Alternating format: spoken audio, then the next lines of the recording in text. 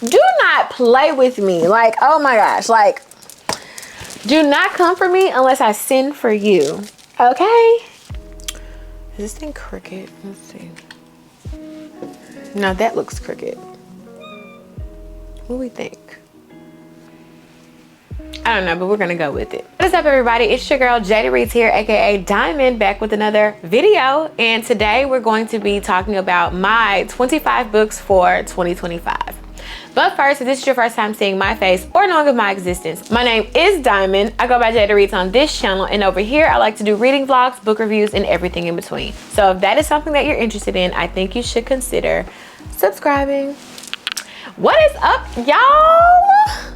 I miss you guys so much. I am in present day 2025, by the way, the end of January, like everybody else, and we are coming at you guys with one of my first like new videos, you know, like where I'm like keeping up with everything and I'm trying to like put forth a new routine. So let's just get straight into it. Honestly, I have some other stuff that I want to do, and I want to like kind of pre-film some other things. So while I'm in the mood and while I'm excited, let's just go ahead and go for it. So I have a tall stack here, as you guys can see in the thumbnail. So yeah, we're just gonna go for it. Starting with the one right on top. Of course, we have to read a Toni Morrison this year. This is a beautiful, stunning edition of Tar Baby. I don't know anything about this book, so yeah, let's just read. I'm gonna try to do this like rapid fire because I don't want you guys to be here like all day. All right, so it says here, Tar Baby is a magnificent novel from one of the most acclaimed authors of our day, Toni Morrison. Never before has she probed so deeply and sensitively into the relationships between blacks and whites, blacks and blacks, women and men. Never before has she achieved such raw emotional intensity and overwhelming narrative drive. In the words of New York Magazine, Toni Morrison has made herself into a D.H. Lawrence of the black psyche. I don't really like that comparison. This is a Toni Morrison of the black psyche, okay? Transforming individuals into forces, idiosyncrasies into inevitability. And yeah, that is Tar Baby by Toni Morrison. Super exciting. And next we have Severance by Ling Ma. Actually, a big story time behind this book. I got this book when I purchased Intimacies by Kitty Kitamura, and when I purchased that Steinbeck book that I can never remember, but I love so much. What is it? East of Eden. And I got this book, and they were a Valentine's Day gift from a person that I was dating at the time. And so this is the only book from that haul that I have not read. And I just think it might be like kind of sort of relevant to the times. So yeah, I just really want to make it a priority this year. So we don't really know. I don't really know what Severance is actually about. There isn't a real blurb. There isn't a real blurb on it. But we can start here. A satirical spin on the end of times, kind of like The Office meets The Leftovers. Extraordinarily, Severance might just be the first and only coming-of-age immigrant experience, anti-capitalist zombie novel you'll ever need. So yeah, I'm gonna definitely read this year. I'm gonna probably fly through this also. Next we have one of my favorite authors of 2021. I read his I think it was his first novel. Don't Give Me the Lion, but Stoner was one of my favorite books of 2021. So yeah, I bought this book in 2022 and I've yet to read it. This is Butcher's Crossing by John Williams.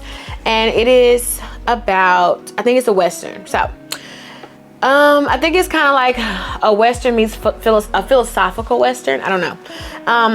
It is the 1870s, and Will Andrews, fired up by the Emerson to seek an original relation to nature, drops out of Harvard and heads west. He washes up in the Butcher's Crossing, a small Kansas town on the outskirts of nowhere. Butcher's Crossing is full of restless men looking for ways to make money and ways to waste it.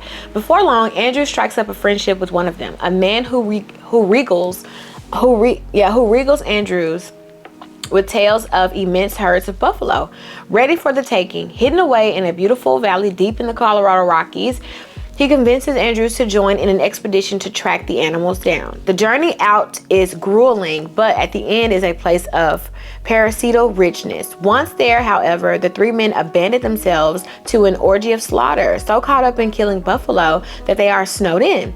Next spring, half insane with cabin fever, cold, and hunger, they stagger back to Butcher's Crossing to find a world as irremediably changed as they have been. So yeah, if you are no stranger to my channel, you would know that I absolutely adored Lonesome Dove. Lonesome Dove was my most favorite book of 2024. It was a Western. So yeah, I'm kind of like quite attached to Westerns at the moment. So I'm really excited to read this. I'm glad I got Lonesome Dove under my belt first, as I can really appreciate what it sounds like a journey that these two characters are going to be on. Next we have a very relevant novel for the times that we are in, and that is 1984 by George Orwell. Winton Smith toes the party line, rewriting history to satisfy the demands of the Ministry of Truth. With each lie, he writes, Winston grows to hate the party that seeks power for its own sake and persecutes those who dare to commit thought crimes. But as he starts to think for himself, Winston can't escape the fact that Big Brother is always watching. A startling and haunting novel, 1984 creates an imaginary world that is completely convincing from start to finish. No one can deny the novel's hold on the imaginations of whole generations, or the power of its admonestations. A power that seems to grow, not lessen with the passage of time. I forgot to put my rubber bands back in my mouth after brushing my teeth, floss, and all that stuff. A part of me really wants to stop and go do that, because I'm at the tail end of having these braces on, and hopefully by the end of the summer they will be off. So yeah, just give me a second. All right, now I feel better. I feel like I'm doing what I'm supposed to be doing. So the next novel that we have is called The Stone Raft by Jose Saramago. Jose Saramago. We have two Saramagos on my list to read this year. I'm really trying to step outside of my comfort zone. Of course, we're going to keep on reading the things that make me happy, that make me feel good, but I don't know, I just really am searching for something different this year. I want to read for so much joy. Of course, I still have to gain knowledge from my literature, but I want to gain it in like a different realm, a different aspect. So I want to hone in on those books that I grabbed out of curiosity last year and really push to read those first for more like intense feeling. I don't know, I just need something different this year. So we have The Stone Raft. This is translated from the Portuguese by Giovanni Potero.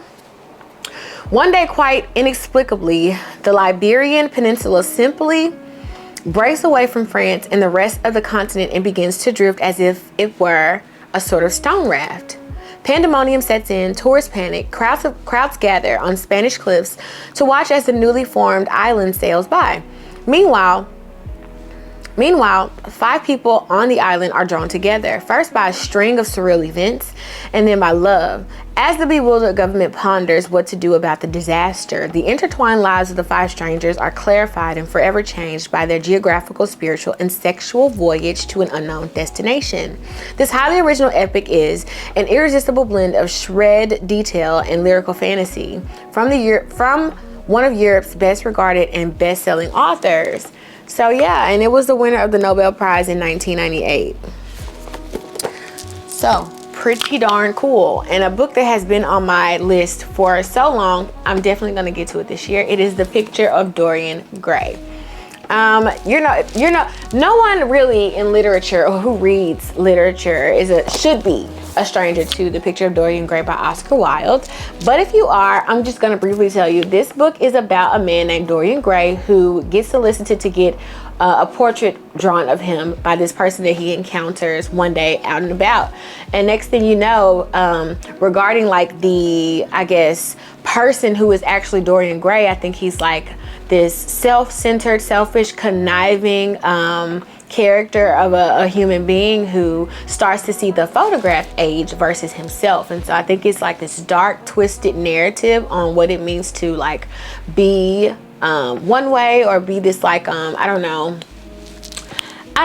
to like just be like this person who inevitably realizes his own fate, I presume. I know for a fact a lot of what I just said is true, but I've never read the novel. So that's what this is about, because the synopsis on the back is really long.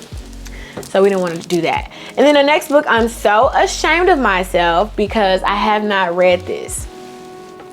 In the middle of reading this novel, I got really, really, really sick. The only time I was sick this year, which was in June, it was in July.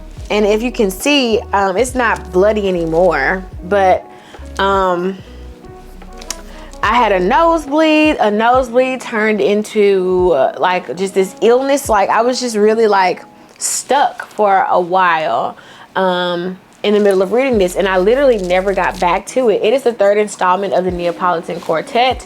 I think this is called Those Who why am I thinking when it's right here? But anyway, it's titled Those Who Leave and Those Who Stay. And we're just continually following the friendship and the journey of Linu and oh my gosh, Leela. So yeah, Leela and Linu. And I'm so ashamed of myself because I ranted and raved about the first two books. Those were my favorite books, and still are some of my most favorite books. And the characters are so endearing. But I just haven't found my way back to this one. So back in July, I stopped on page 41. See, I still have the my little Dragon Diffusion, which that was around the time that I purchased my Dragon Diffusion bag. And I was like, this would be a great bookmark. I have the Santa Crochet in Marine Brush. But anyway, yeah, so this is just continuing that journey, continuing the friendship of those two characters. So we're gonna definitely finish that this year. All right, so next, another book that has been on my list for 2 years now. It is Just Friends by Patti Smith. This is following the friendship and ultimate, I think, death of Patti Smith's best friend, Robert Mapplethorpe. It's a picture of them on the back, if you can see. And so yeah, I think it just tells their time coming up in New York, how things were between them two as friends. I don't know if they started off as lovers or not. I just haven't read the book, and I've just really been meaning to. And yeah, it's a brief history, I think, of the times, and I'm excited. I'm excited to get to it this year. Next, we have The Underground Railroad by Colson Whitehead. I briefly watched the TV show, but not too much of it, so I do understand what this is about. But I think it's like a reimagining of what the Underground Railroad could have been or would be, like if it was like, I think, legitimately a railroad system instead of like on foot escaping slavery. So it says Cora is a young slave on a cotton plantation in Georgia, an outcast even among her fellow Africans. She is on the cusp of womanhood where greater pain awaits. And so when Caesar, a slave who has recently arrived from Virginia, urges her to join him on the Underground Railroad, she seizes the opportunity and escapes with him. In Colson Whitehead's ingenious conception, the Underground Railroad is no more metaphor. Engineers and conductors operate a secret network of actual tracks and tunnels beneath Southern soil. I knew it. Cora embarks on a harrowing flight from one state to the next, encountering like Gulliver, strange yet familiar iterations of her own world at each stop. Whitehead brilliantly recreates the terrors of the antebellum era, he weaves in the saga of our nation from the brutal abduction of Africans to the unfulfilled promises of the present day. When I tell you guys, last year was such a struggle for Black History Month. I'm not going to commit to stories that make me feel anger and pain, but I will start them and try to like trudge my way through. The next novel we have is by Jamaica Kincaid. It'll be my first Jamaica Kincaid, and it is Annie John. So pretty. Look at the cover. This is a coming of age story, if I'm not mistaken. Since our first no, this is just like brief. I don't think we have an actual synopsis. I don't know what this book is about. Okay, with Annie John, the story of a young girl coming of age in Antigua, Kincaid tore open the theme that lies at the heart of all her fierce incantory novels, the ambivalent and essential bonds created by a mother's love. In this novel, written in Kincaid's lucid, elemental style, Annie John's ambivalence is universally familiar and wrenchingly real. We didn't really get anything about what it's about. I don't know, guys. The New York Times said it's so touching and familiar it could be happening to any of us, and that's exactly the book's strength and wisdom, and it's true. Don't know what it's about, but we shall see. I think this is a teeny tiny little thing. Maybe I could do like a mini vlog when I do decide to read it. I don't know. So then we'll be reading our second Dostoevsky.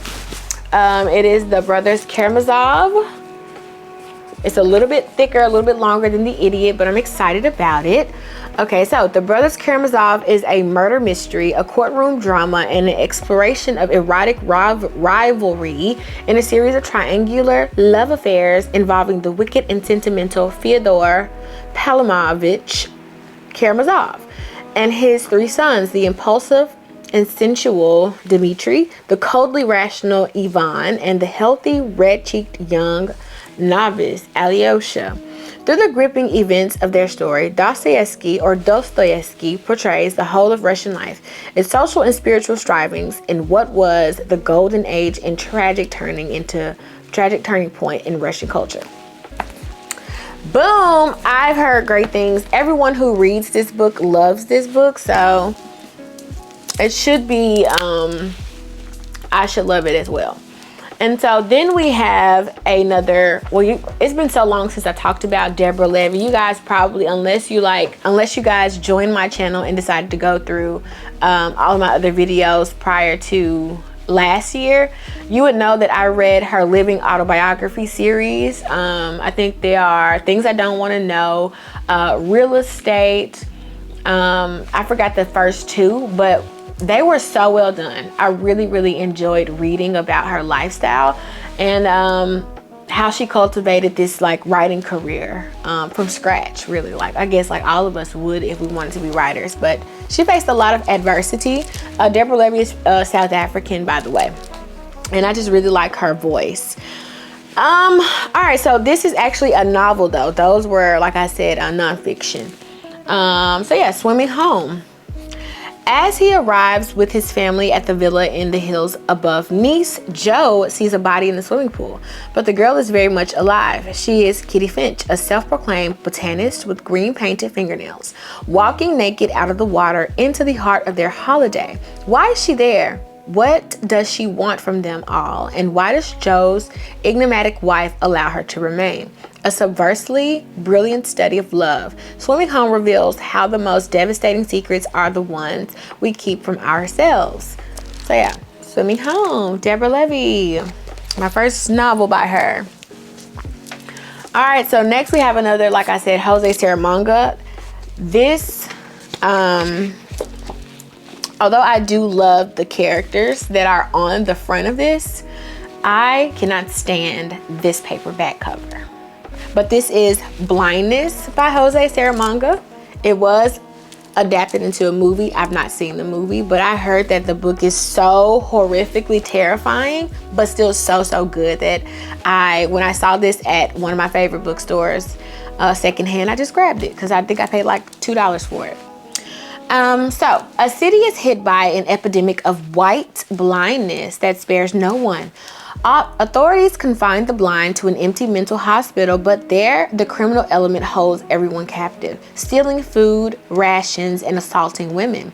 There's one eyewitness to this nightmare who guides 7 strangers, among them a boy with no mother, a girl with dark glasses, a dog of tears, through the barren streets, and the procession becomes as uncanny as the surroundings are harrowing. A magnificent parable of loss and disorientation, and a vivid evocation of the horrors of the 20th century. Blindness is a powerful portrayal of a man's worst appetites and weaknesses, and man's ultimately exhilarating spirit. From the Washington Post. This is an important book, one that is unafraid to face all the horrors of the century. So now I know like what type of mindset to go into when I do decide to pick this up this year. All right, and so from the author of my top read of 2024, my second favorite book was The Lonesome Dove, and my number one top read was Medicine Walk by Richard Wagamese.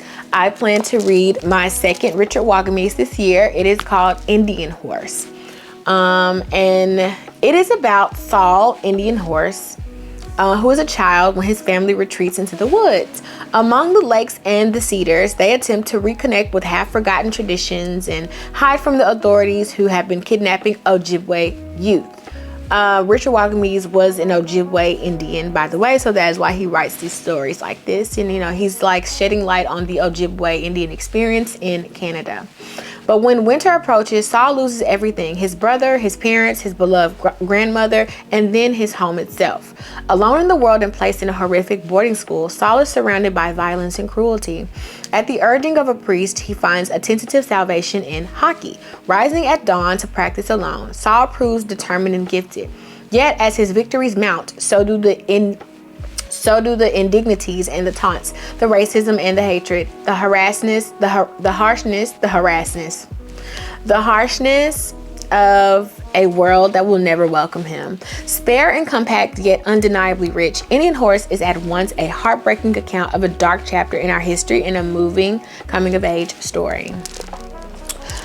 Once again, I'm going to rant and I'm going to rave about Richard Wagamese's writing, and his writing is, and the writing of the experience of Native Americans in our country and in Canada, which, like, I'm just going to say our country. That's just an extension of America at this point.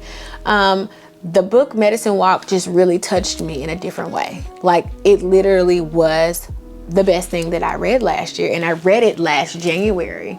And I will never forget that book. I will always hold those characters with me in my heart. And so this is probably going to be nothing short of amazing as well. And I'm ready to read it, but I'm going to wait. I'm going to wait for this one. I'm not going to read it in January. I'm going to wait. And next I have a book that was given to me by a woman at work. I rarely have like real conversations with people at work. They don't really know what my true interests are outside of that place. But we were just talking one day, and she was telling me how this woman used to bring her books all the time, but she wasn't a reader, but she would just keep them with her. And she was like, I'm going to just give you this one. Because she says that I am very empowering to her. I remind her of myself, and this is one of the ones that she did read. And so it is called Life Notes. And it is a collection. Look at the cover, so pretty. Look at that. It's a collection put together by Patricia Bell Scott, who, here she is right here. And it encompasses personal writings by contemporary Black women. And I plan to like read 2 or 3 throughout the year. And it's got, let's see, all the people who are, all the people who have, I hope that it's not muffled up. Oh my goodness, my hair's been covering. So some of the contributors include Toy Derricata, Audre Lorde, Jamaica Kincaid, Barbara Smith, Miriam DaCosta Willis, Marcia Ann Gillespie, Pearl Cleage, Alice Walker, Sonia Sanchez, Bell Hooks, Rita Dove, Belvie Rooks, and Glenda P. Sims. These are some heavy hitters, and I have to tell you guys, I've read a couple of stories already, and they are wonderful. They are wonderful. This is like super backlist. I think this might have came out in 1993. So I'm just really excited. Like, this is great so far. So yeah, this is one of the ones that are going to be, that's going to be read this year. So next we have a book by Richard Powers. I have not read The Overstory yet, which is like his like big hit in the 2000s, I think. But I have like an older book by him called The Echo Maker. And I came across this just scrolling as I do at bookstores. And I was like, Richard Powers, he's awesome. He's a Pulitzer Prize finalist. And this book here won the National Book Award. I love reading books that won awards. Absolutely love them. And I don't know, I just gravitated towards it. And I really like the cover. So yeah, it's called The Echo Maker. And I read the back and I was like, this sounds very interesting. So on a winter night on a remote Nebraskan road, 27-year-old Mark Schulter has a near fatal car accident. His older sister Karen returns reluctantly to their hometown to nurse Mark back from a traumatic head injury. But when Mark emerges from a coma, he believes that this woman, who looks, acts, and sounds just like his sister, is really an imposter. When Karen contacts the famous cognitive neurologist Gerald Weber for help, he diagnoses Mark as having Capgras syndrome. The mysterious nature of the disease, combined with the strange circumstances surrounding Mark's accident, threaten to change all of their lives beyond recognition. In The Echo Maker, Richard Powers proves himself to be one of our boldest and most entertaining novelists. That sounds like a very entertaining story, doesn't it? It sounds like it's so like it'll be immersive. I don't know. But yeah, y'all know I'm a lover of literary fiction, so I'm here for it. And so that'll give me a taste of The Overstory, or what The Overstory would kind of sound like. I also own that book, but it's not like high priority for me. And then we're gonna read a Joan Didion that I've not read. It's called Let Me Tell You What I Mean. And we have another gorgeous picture of the icon. It was the moment. So let me tell you what I mean. From one of our most iconic and influential writers, 12 pieces that offer an illuminating glimpse into the mind and process of a legendary figure. These essays range from 1968 to 2000, which have been gathered together until now, showcase Joan Didion's incisive reporting, her empathetic gaze, and her insights on writing. They touch on subjects ranging from newspapers. The problem is not so much whether one trusts the news as whether one finds it, to the fantasy of Saint-Simon, to not getting into Stanford, and on being unchosen by the college of one's choice. Didion ponders the fraught parent-child dilemma. I wonder if we had better not find some way to extricate our expectations from theirs, to let them work through their own rejections. From her admiration for Hemingway's sentences to her acknowledgement that Martha Stewart's story is one that has historically encouraged women in this country, even as it has threatened men. These pieces are acutely and brilliantly observed. Yeah. I mean, Joan Didion, there's not much I can say about her. Either you like her or you don't. Either you read her or you haven't. I've read her and I personally really love her. One of my favorite pieces by her is On Self-Respect and Slouching Towards Bethlehem. Fell in love with her from that moment on, and I've collected all of her works. And so this is one of the ones that I want to get to this year. Okay, so next we're going to be reading from Isabel Wilkerson.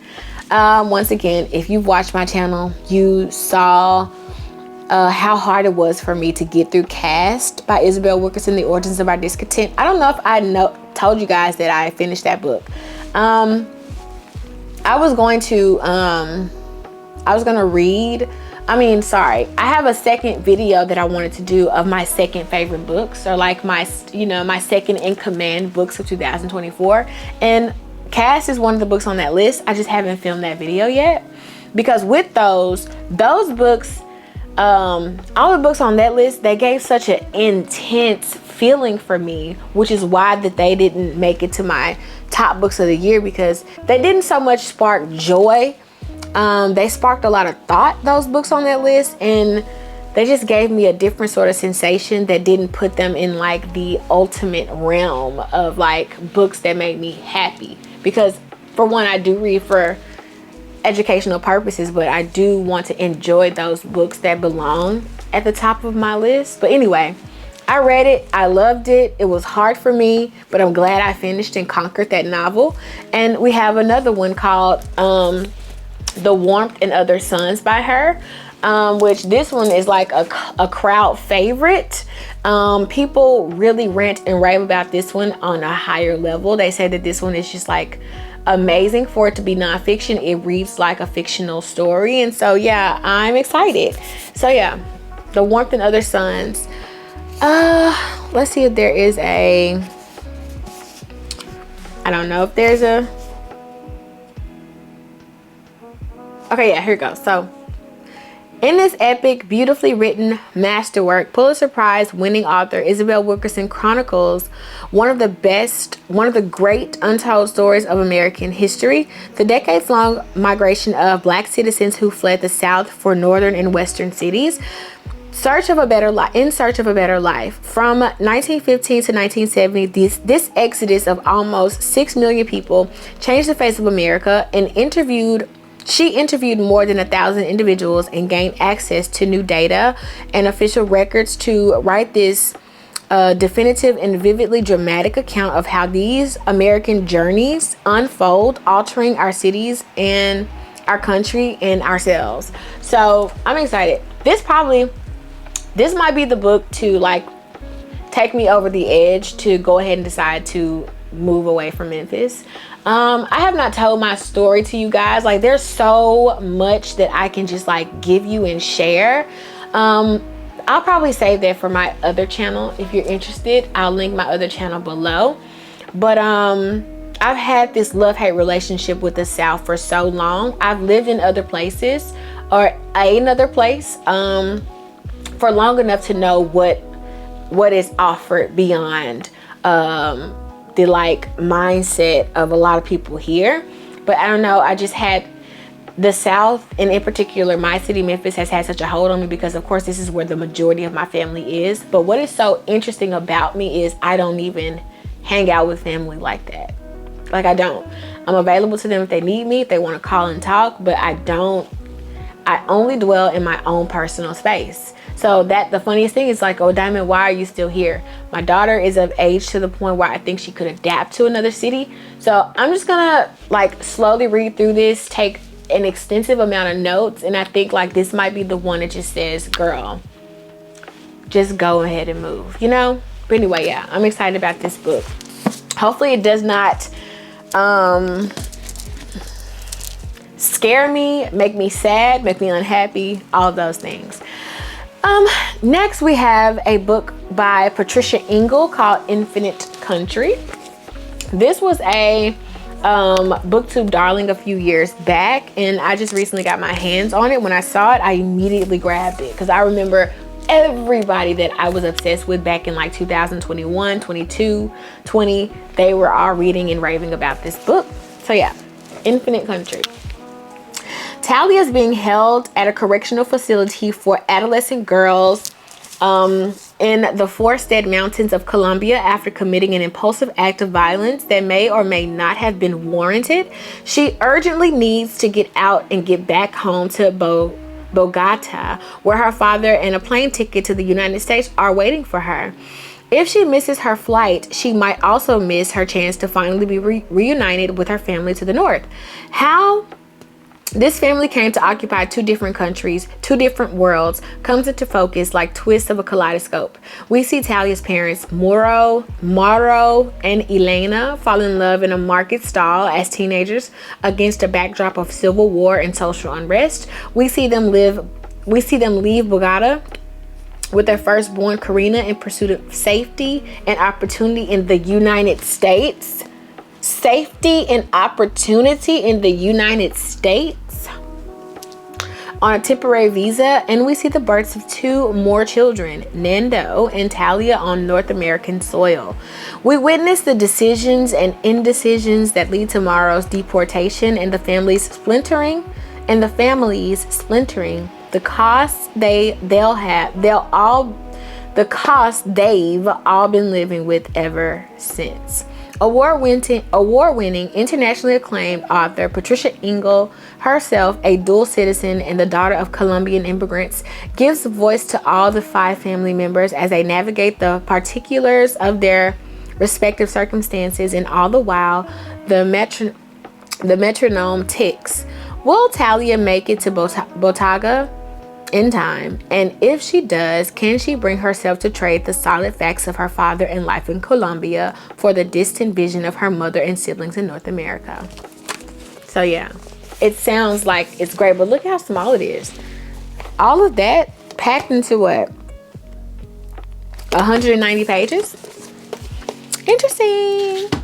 All right, this next book should come as no surprise if you guys have been watching my channel. I read and fell in love with a couple of S.A. Cosby books towards the end of the year. And so this is another one that I purchased at that particular time and I did not get to. So this is Blacktop Wasteland by S.A. Cosby. And I think this is one of everyone's like favorites of his. Look at this cover, by the way. That is so nice. Oh, y'all can't see this beautiful black man over here in this rearview mirror. Gosh. Oh, love my black kings. All right, so Beauregard Bug Montag is an honest mechanic, a loving husband, and a hardworking dad, but knows there's no future in the man he used to be. Known from the hills of North Carolina to the beaches of Florida as the best wheelman on the East Coast, he thought he left all that behind him, but as money gets tight, his carefully built new life begins to crumble. Pushed to his limits by poverty, race, and his own former life of crime, Bug finds himself drawn inexorably back into that world when a smooth-talking former associate comes calling with a can't-miss jewelry store heist. Bug feels he has no choice but to get back in the driver's seat, and Bug is at his best when the scent of gasoline mixed with the smell of fear. Haunted by the ghost of who he used to be and the father who disappeared when he needed him most, Bug must find a way to navigate this blacktop wasteland or die trying. Sounds like Get Rich or Die Trying by 50 Cent, okay? So yeah, that's Blacktop Wasteland by S.A. Cosby. I'll probably read that in the next couple of days. His books read so fast.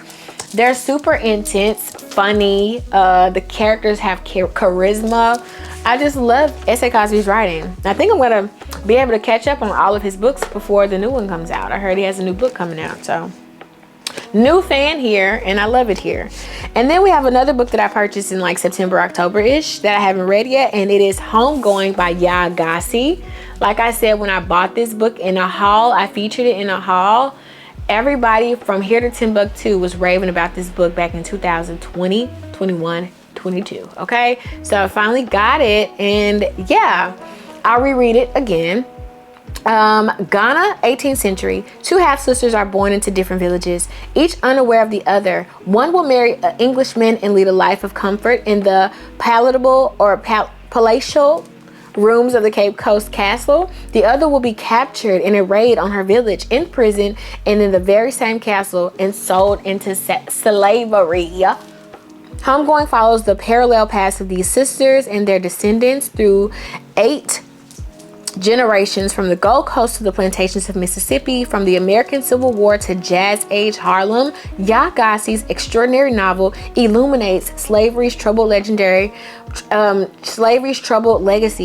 both for those who were taken and those who stayed, and shows how the memory of captivity has been inscribed on the soul of our nation.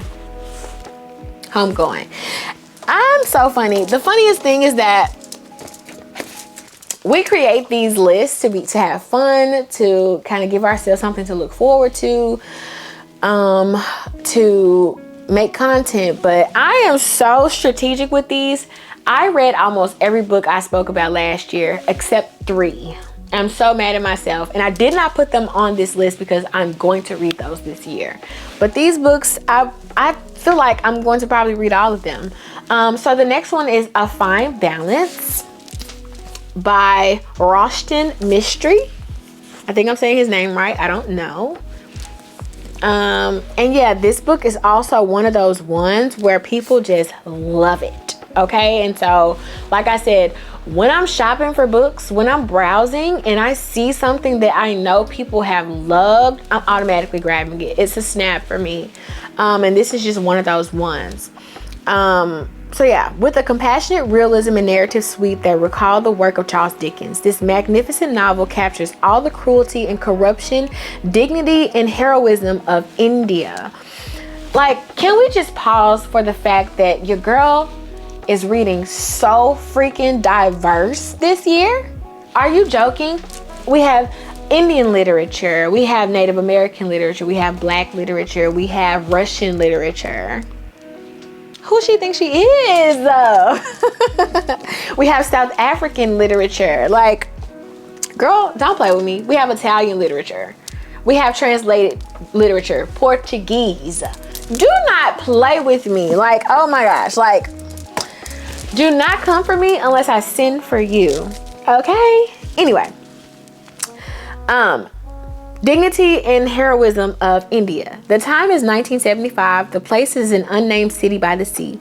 The government has just declared a state of emergency in whose upheavals 4 strangers, a spirited widow, a young student uprooted from his idyllic hill station, and 2 tailors who have fled the caste violence of their native village will be thrust together, forced to share one cramped apartment and an uncertain future. As the characters move from distrust to friendship, and from friendship to love, a fine balance creates an enduring panorama of the human spirit in an inhumane state. Girl. All right, and then we just have something that I was like, this sounds cool.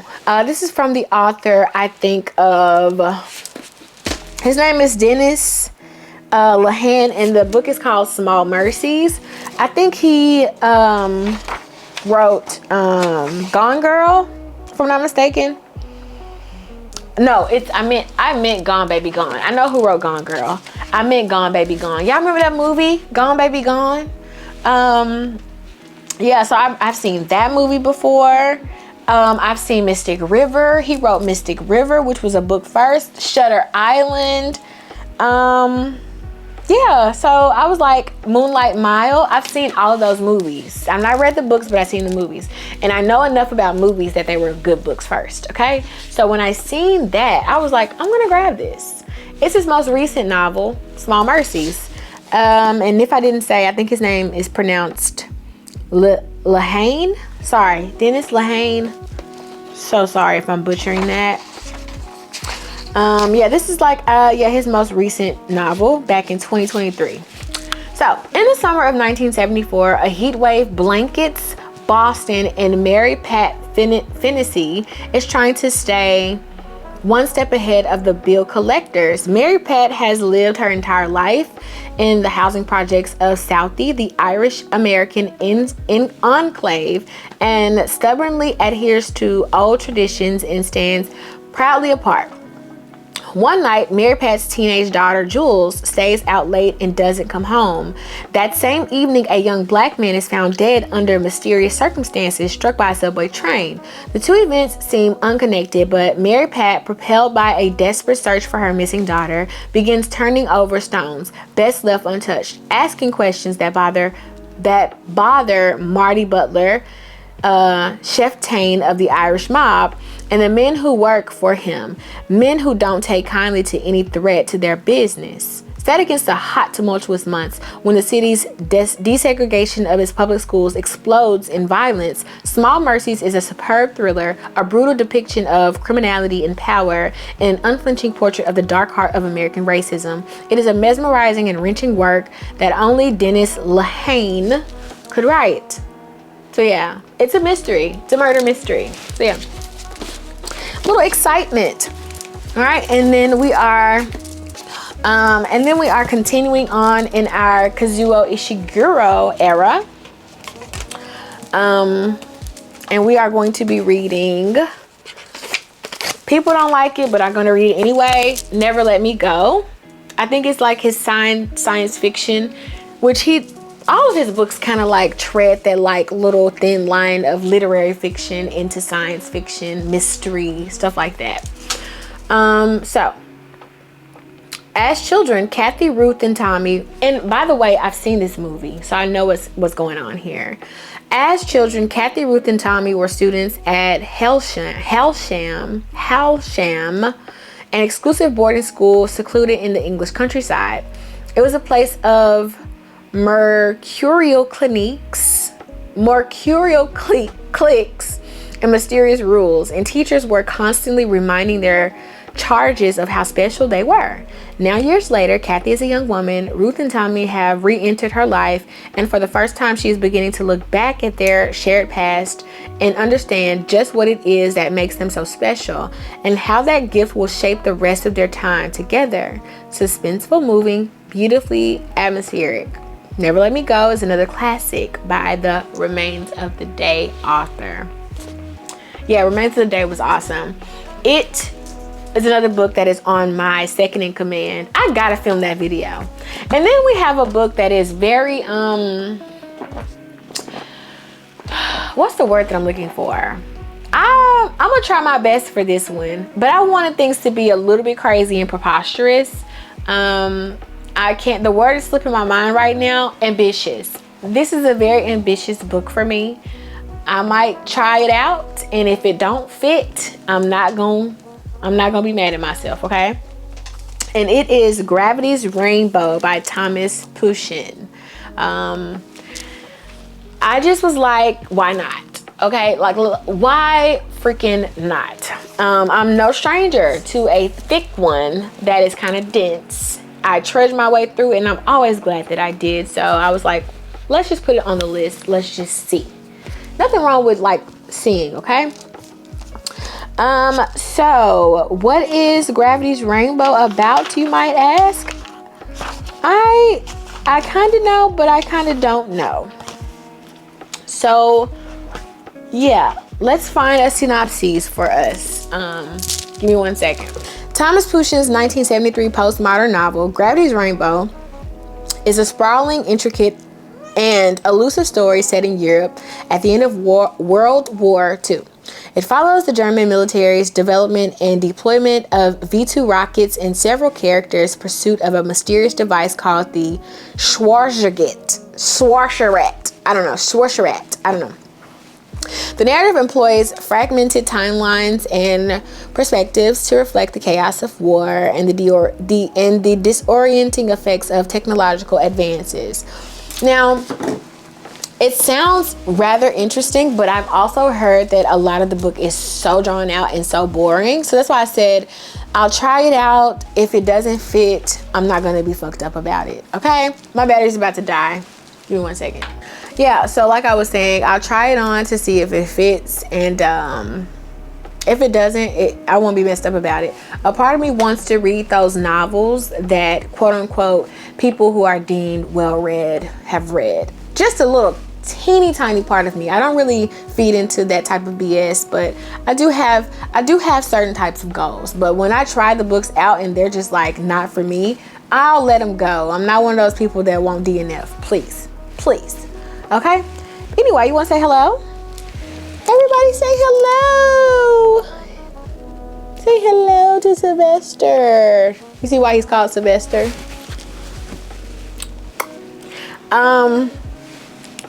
But yeah, y'all, so that has been the video. These are my 25 for 2025. Okay, I don't know what's gonna happen. I don't know if I'm gonna get to all of them. I don't know, but it's fun and exciting. And if you read any of them, let's talk about it in the comments.